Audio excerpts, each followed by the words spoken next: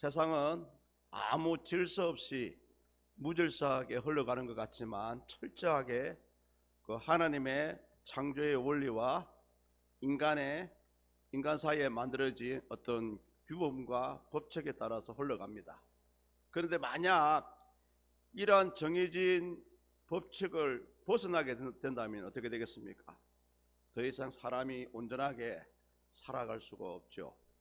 특히 이 자연현상 같은 경우는 어떻습니까? 높은 곳에서 물건을 떨어뜨리면 중력에 의해서 물건은 아래로 떨어져야 됩니다.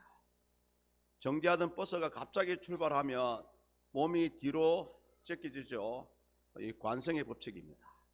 이러한 자연적인 법칙에 따라서 세상은 흘러갑니다. 또 우리 인간 사이에도 여러 가지 약속이 있죠. 우리가 신앙을 떠나서 부모님을 공경하고 잘 섬겨야 됩니다. 그러나 말처는 쉽지 않죠. 그리고 이 사람의 생명은 하나님께서 주신 것이기 때문에 우리가 사람을 살인하지 말아야 되죠. 그러나 요즘 현재의 우리 대한민국만 들여다봐도 이 사람 목숨이 보면 좀 아주 안 좋게 표현하면 마치 파리 목숨과 같아요. 너무나 쉽게 사람을 죽이고 또 사람의 생명이 끊어지는 모습을 바라봅니다. 그것이 우리의 일이 아니라고만 막연하게 생각할 수 없는 게, 광주 같은 경우도 그 여중생 16살 아이가 그냥 길가에 있다가 그냥 죽음을 당한 거잖아요. 인간의 이런 규범이 사라질 때에 우리 믿는 자들은 어떻게 해야 됩니까? 오늘 말씀의 제목이 그 말입니다. 하나님 만들어 놓으신 질서가 사라지고 인간 사이의 그 약속들이 무너질 때 우리 예수 믿는 분들은 어떻게 해야 되냐? 바로 의에 줄이고 목말라 해야 된다는 거죠. 한마디로 하나님의 그 간섭하심을 우리는 갈망해야 되고요. 하루빨리 주님 이 땅에 와 주십시오.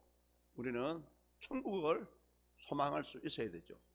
오늘 예수님께서 이 8호 가운데 네 번째, 의에 줄이고 목마른 자는 복이 있나니 저희가 배부를 것입니다. 과연 어떤 의도로 이런 말씀을 하셨을까요? 우리가 어렵게 살아가는 거 중요합니다. 필요합니다. 거룩하게 세상과 구별되어서 우리끼리라도 복을 받고 우리끼리라도 구원을 받자 필요합니다.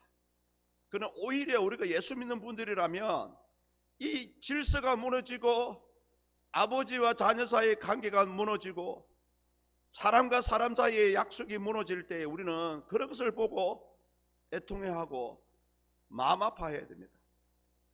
저는 우리 성도님들 향해서 몸이 불편하신 분들 보면 굉장히 마음이 아파요.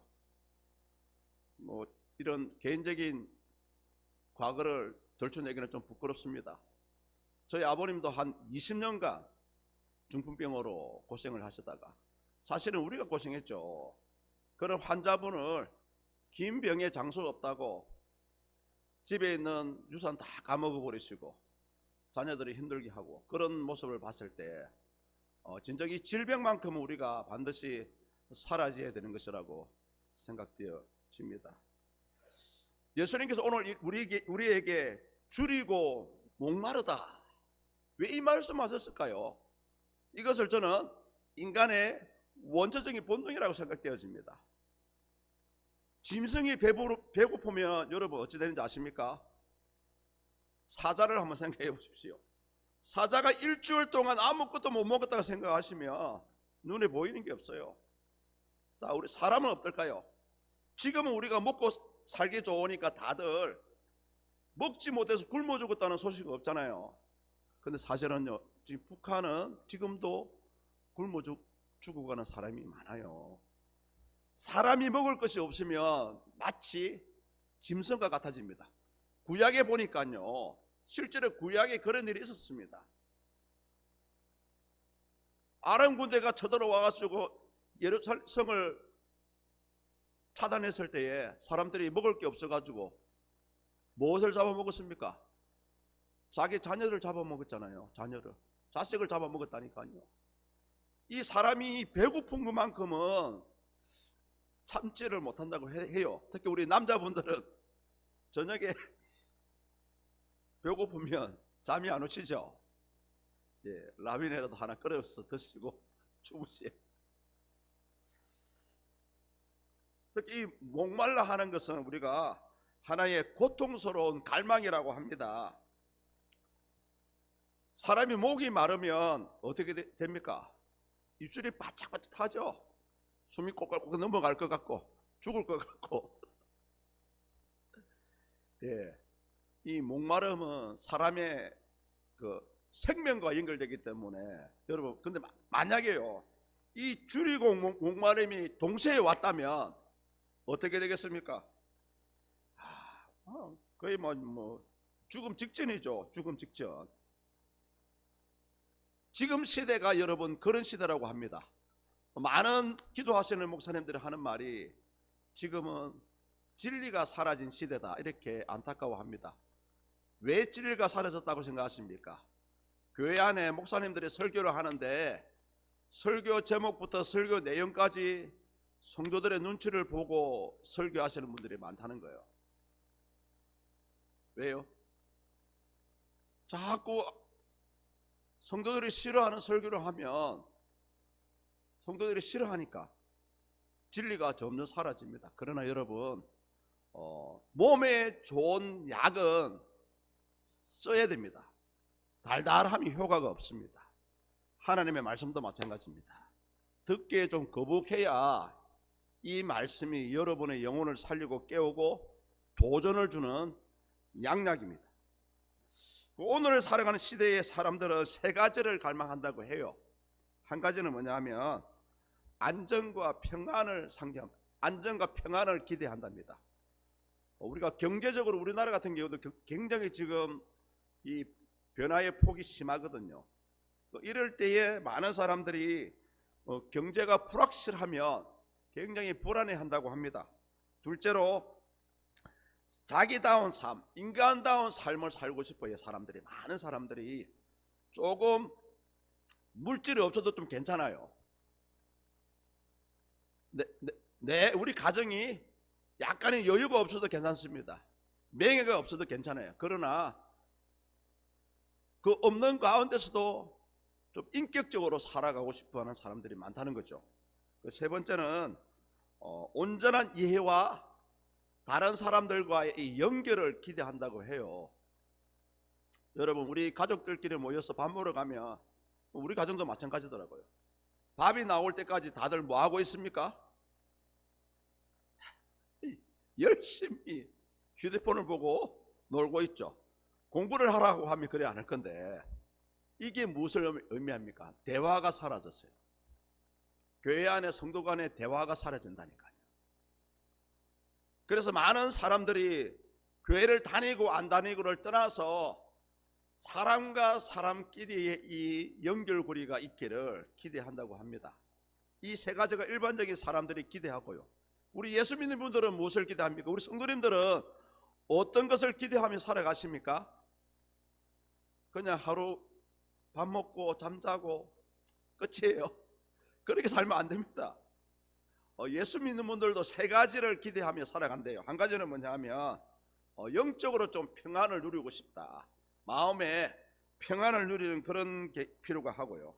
그리고 깊은 교제, 하나님과의 깊은 교제를 회복하고 싶어 하는 그런 분들이 많답니다. 쉽게 하면 은혜가 이제 많이 메말라 간다는 거죠. 세 번째로 이 진리의 말씀을 지켜 나갔으면 좋겠다, 이렇게 생각하시는 분들이 많이 있다고 합니다. 그래서 현대의 기독교인들이 믿는 자로서 믿음의 삶을 살아가기 위해서는 반드시 이 두 가지를 해야 된다고 해요. 대학 신학교 교수님들이. 한 가지는 뭐냐? 성경 교육을 해야 돼. 성경 교육. 그리고 또 한 가지는 교리 교육. 성경을 통해서 하나님이 우리에게 요구하시는 것이 무엇인지를 알아야 되고요. 이 교리는 뭐냐 하면 기독교 교육 신앙 안에 법이 있거든요. 이 법은 사람이 만들어 놓은 법이 아니고 성경 말씀을 기초로 해서 만든 법입니다. 예를 들면 하이델베르그 신앙 고백서라든지, 특히 우리 개혁주의는 웨스트민스터 신앙 고백서가 있거든요. 신앙 교육서가 있거든요. 그것을 공부할 필요가 있다는 거죠. 우리가 성경을 많이 알고 그 법을 많이 알면 굉장히 살아가기에 편리하죠. 그래서 일반 사회에서도 뭐라고 합니까? 법이요 하면 다들 깜짝 놀라잖아요. 사실은 우리 교회 안에도 법이 있습니다. 사도 바울은 그것을 하나님의 성령의 거룩한 법이라고 얘기를 하기도 했는데요. 결국은 우리 신앙의 법의 기준은 하나님의 말씀입니다. 세상이 죄악시되어 가고 살아가기 힘든 것을 바라볼 때에 우리는 그것을 가지고 안타까워할 때 우리 심령이 가난하다 이렇게 얘기하기도 합니다. 그리고 우리의 죄악 때문에 하나님을 떠나고 멸망하여 가는 사람들을 봤을 때 우리는 그것을 안타까워하면서 애통해하죠. 그리고 애통한 후에 사람들을 대할 때 긍휼을 구하고 사랑을 베푸는 온유가 나옵니다. 그러나 이 시대가 삭막해지고 질서가 무너지고 있는 이때에 우리 믿는 자에게 반드시 필요한 것이 뭡니까?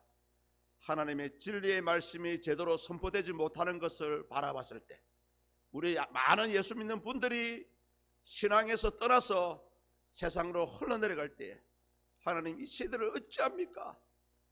진정 하나님의 살아계심은 왜 우리에게 보여주지 않습니까? 이런 것에 대해서 우리가 아주 갈망해하고 갈급해하는 이런 삶의 모습이 필요합니다. 그래서 이 줄이고 목마르다는 말은 뭐냐 하면 고통스러울 정도로서 무언가를 필요로 느끼고 갈망하는 것을 예수님은 얘기합니다. 이 의에 대해서, 하나님의 진리에 대해서, 은혜에 대해서, 이 하나님의 축복에 대해서 우리 믿는 분들이 많이 이 갈망을 해야 됩니다. 갈망할 필요가 있습니다. 하나님의 은혜는요, 사모하고 구하고 찾는 자에게 주시지, 아이고 하나님 다 알아서 해주시겠죠 뭐 이렇게 생각하는 부인들은 일절 역사해 주지 않습니다.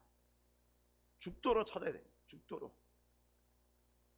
죽도록 부르짖어야 되고요, 목이 쉬도록 찬송을 해야 되고 하나님의 이름을 불러야 됩니다. 진정 당신은 살아계십니까? 하나님 당신 살아계십니까? 라고 할 정도의 이 비명에 가까운, 이것이 여러분 줄이고 목마른 자의 모습이에요. 두 번째로 우리가 6절에 보시면 의라고 합니다. 의에, 줄이고 목마른데 의에 대해서 줄이고 목마르다. 이 의는 뭡니까? 쉽게 얘기하면 하나님과의 바른 관계를 가진 것을 우리는 의라고 합니다. 단순히 우리는 선택된 백성이기 때문에 어렵다, 이것이 아니고 여기서 한 발자국 더 나아가 어렵게 살아가는 것이 바로 의에 줄이고 목마르다는 것입니다. 사실은 성경에 보면 하나님께서 이스라엘 사람들을 먼저 선택하시고 이스라엘 사람들을 먼저 어렵다 하시고 이스라엘 사람들에게 먼저 구원의 기회를 주셨습니다. 그러나 그들은 구원의 기회는 받았지만 그들 스스로 거절했죠. 예수님을 메시아로 인정하지 않았던 것입니다. 그래서 성경에서 말하는 이 의는 크게 세 가지 얘기합니다. 한 가지는 뭐냐? 성경에 말하는 성령의 법으로 하나님께서 당신을 따르는 자들에게 예수님을 나의 구주로 믿는 자들을 어렵다 하실 때, 이걸 칭이라 그러거든요. 이것이 법적인 의미다. 그리고 개인적인 의미는 뭡니까? 저와 여러분들이 이 교회를 통해서 성경 말씀을 통해서 예수님을 나의 구주로 믿고 인정하고 그렇게 살아가는 것이 바로 개인적인 의미다. 그래서 그런 사람을 하나님께서는 거룩하다는 거죠. 예수를 나의 구주로 믿고 섬기고 살아가고 완벽하지는 못하지만, 능력은 부족하지만, 믿음은 약하지만, 그래도 그 가운데 예수님을 믿고 살아가려는 우리 성도님들의 때묻지 않는 신앙이라고 할까요? 그러한 삶을 살아가는 자에게 우리 하나님은 너는 거룩하다, 구별되었다 이렇게 하죠. 세 번째는 사회적인 의가 있습니다. 사회적인 의. 특히 우리나라 분들이 이 사회적인 의에 대해서 굉장히 약할 때가 많습니다. 그래서 우리는 쉽지는 않습니다만은 불의를 보았을 때 그 불의를 참지 말아야 되죠. 지금 광주에서 일어난 여중생 살인 사건으로 인해 가지고 굉장히 지금 언론에 난리가 났습니다. 그때 보면요, 그 장모 씨가 여중생을 죽이려고 할 때에 젊은 사람이 그것을 말리려고 했거든요. 불의를 보고 칼을 찌를지도 모르는 상황에서도 불의를 참지 못하고 그것을 말리던 사람이 있었다고 합니다. 다행히 죽지는 않았는데 그래도 결국 여중생이 칼에 찔려서 죽음을 맞이하게 되죠. 성도님들, 그래서 우리가 불의를 보면 참으면 안 됩니다. 사실은 불의를 보면 우리가 참지 말아야 됩니다. 이것이 사회적인 의미다. 우리가 잘 알고 있는 민족 시인 윤동주 시인을 아실 것입니다. 여름 성경학교에서도 주일학교에 가서 아이들을 가르쳤던 사람이 윤동주 시인이라고 해요. 그 사람이 그냥 서시라는 시를 자연스럽게 작곡한 것이 아니고 신앙과 돌아가는 사회와 사람들의 삶의 모습을 보고 느낀 것을 기록한 것이 서시라고 하죠. 죽는 날까지 하늘을 우러러 한 점 부끄러움이 없기를 잎새에 있는 바람에도 나는 괴로워했다. 그렇다면 우리가 이 의에 줄이고 목마른 자는 배부를 것이라고 했거든요. 예수님께서 마지막 이 배부르다는 뜻이 뭡니까 여러분? 의에 줄이고 목마른 자는 배부르다. 과연 우리 성도님들과 좀 관계 있는 말씀입니까? 나와 관계 없어요? 여러분들과 반드시 관계가 있습니다. 물론 보십시오, 죄인에게는 평안이 절대 없습니다. 항상 두렵고 떨리는 것밖에 없어요. 그런데 여기서 우리가 이 배부르다는 것은 잘 사는 것만을 얘기하는 것이 아닙니다. 물론 잘 살아야 됩니다. 배부르다는 것은 뭐냐면 바르게 사는 것을 배부르다 이렇게. 그리고 죄를 멀리하고 그래도 하나님의 백성으로 살아가려고 하는 그 모습, 그것이 성경에서 배부르다는 의미예요. 많은 분들이 배부르다 하면 아이고 축복을 얘기하는구나, 부자가 되는 것이구나 많이 오해를 하십니다. 그러나 여러분, 부자가 되는 것도 순서가 있어요. 그렇지 않습니까? 부자가 되는 것도 순서가 있다니까요. 먼저 우리의 영혼이 하나님과의 관계가 화목되어야 돼요. 이 관계만 화목이 되면 자연적으로 우리에게 필요한 것들이 채워집니다. 그래서 오늘 예수님께서 말씀하신 이 배부름은 단순히 배고픔을 견디는 것이 배부름이 아니고 하나님의 말씀대로 살아가려는 의지, 그리고 바르게 살아가려는 그것이 바로 여러분 배부르다는 것이죠. 안드레센의 동화 가운데 미운 오리 새끼라는 이야기를 아실 것입니다. 어느 날 오리들이 알 사이에 우연히 백조 새끼 알이 흘러가서 섞여버리죠. 그리고 그 가운데 깨어나 보니 이 미운 오리 새끼는 원래는 백조의 새끼입니다. 근데 오리들은 어떻습니까 여러분? 오리들은 물 웅덩이가 있고 지저분한 곳만 찾아가는 게 오리잖아요. 근데 백조는 깨끗한 물에서 놀아가는 게 백조거든요. 그러다 보니까 이 미운 오리 새끼인 백조 새끼는 항상 자기의 환경이 마음에 안 드는 거예요. 그리고 다른 오리들과 외형적으로 차이가 나잖아요. 그러니까 맨날 왕따 당하고 한마디로 뭡니까? 구박을 당하고 그리고 어느 날 크게 결심을 해서 그 오리들의 무리를 떠나가잖아요. 그러다가 어느 겨울이 지나고 봄이 찾아왔습니다. 어느 연못가에 갔는데 너무나 아름다운 백조들이 물 위에서 아름답게 평안하게 수영을 하는 것을 보게 됩니다. 그 모습을 보고 나도 백조였으면 좋겠다, 그 생각을 한 거예요. 마침 그 연못 안에서 헤엄치던 백조가 말을 건네죠. 얘 너 어디서 왔니? 그러니까 나는 백조가 아닌데. 이 대화가 지나간 후에 이 미운 오리 새끼는 연못에 물을 바라봅니다. 그때 자기의 정체성을 발견하죠. 나도 연못 안에서 평안하게 놀고 있는 백조와 닮았구나. 드디어 자기의 정체성을 발견합니다. 그리고 그 뒤로 너무나 행복하게 백조로서 행복하게 살았다는 이야기가 미운 오리 새끼예요. 성도님들, 이 시대에 법이 무너지고 인권이 사라지고 하나님이 만들어 놓은 질서가 사라지는 이때에 우리 믿는 자들은 어떻게 살아야 됩니까? 이 어린 미운 오리 새끼처럼 내가 백조라는 사실을 알아야 됩니다. 나는 세상 가운데 있지만 세상에 흘러가는 사람이 아니고 하나님의 백성으로 당당히 살아가야 되는구나.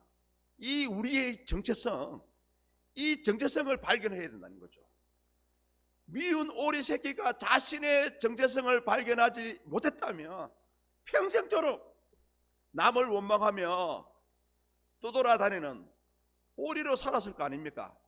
그런데 어느 날 백조를 보고 자기 얼굴을 찾아보니 나도 백조네? 성도님들, 지금도 우리 하나님은 우리 성도님들이 생각하는 그 이상으로 저와 여러분들을 사랑하십니다. 진짜요. 그게 제 말이 아니고 성경에 나와 있더라고요. 그래서 하나님은 지금도 저와 여러분들의 음성을 듣고 싶어 하시고요, 하나님을 하나님으로 인정하고 당신께 무언가를 구하기를 기다리고 있다는 거 아닙니까? 성경에 보니까요, 나의 간구할 바를 알지 못하나 내 안에 계신 성령께서 말할 수 없는 탄식하심으로 나의 간구할 바를 대신해서 하늘의 하나님께 기도한다는 제목이 나와요.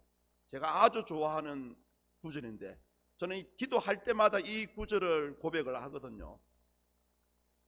오늘을 살아가는 저와 여러분들이 어떻게 살아가야 되냐, 어떻게 의에 줄이고 목말라 해야 됩니까? 우리 자신을 찾아가야 돼요. 나 자신을 찾아가야 돼요.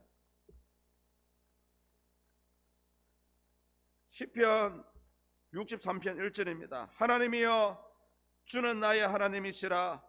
내가 간절히 주를 찾되 물이 없이 마르고 황폐한 땅에서 내 영혼이 주를 갈망하며 내 육체가 주를 방망하나이다.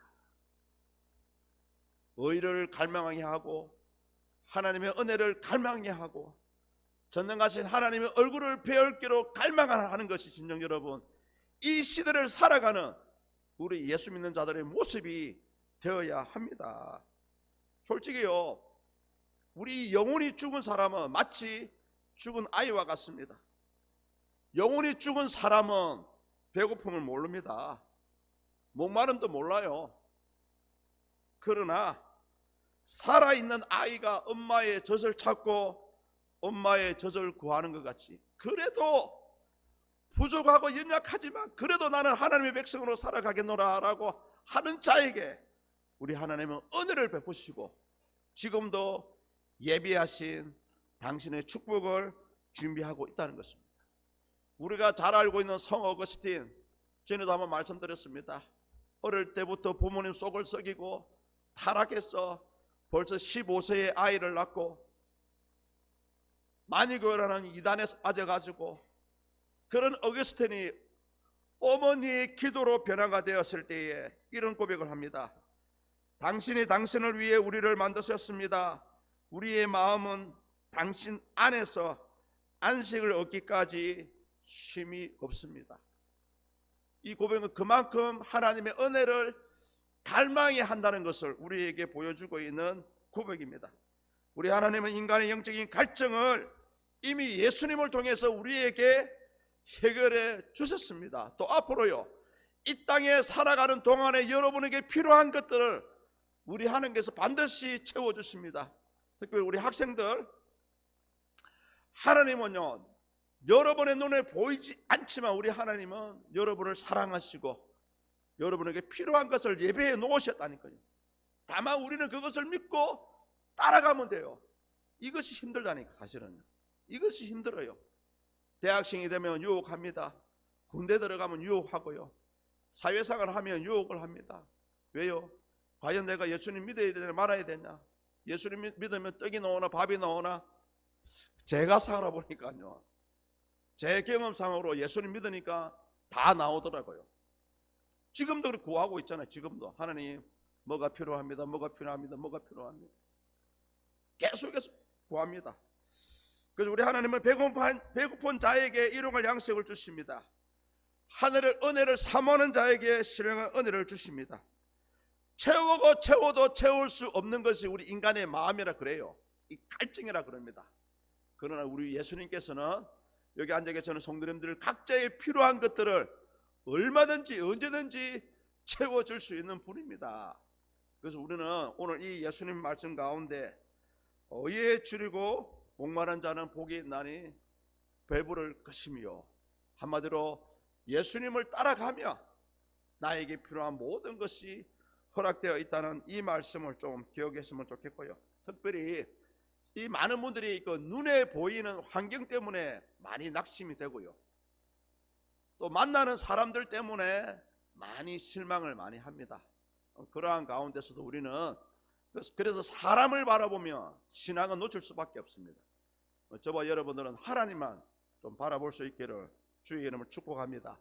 사람을 보며 세상을 볼 땐 만족함이 없었네. 나의 하나님 그분을 볼 때 나는 만족하였네. 저기 빛나는 태양을 보라. 또 저기 서 있는 산을 보아라. 천지지으시 우리 여호와 나를 사랑하시니 나의 하나님 한 분만으로 나는 만족하겠네. 사랑하는 성도님들, 한 주 한도 열심히 살아가셔야 됩니다. 그러한 가운데 절대로 사람 때문에 낙심 들지 마시고요, 사람 때문에 시험 들지 마십시오. 힘들고 어려운 것이 있다면 사람 앞에 흘리는 눈물은 단순히 위로와 동정뿐입니다.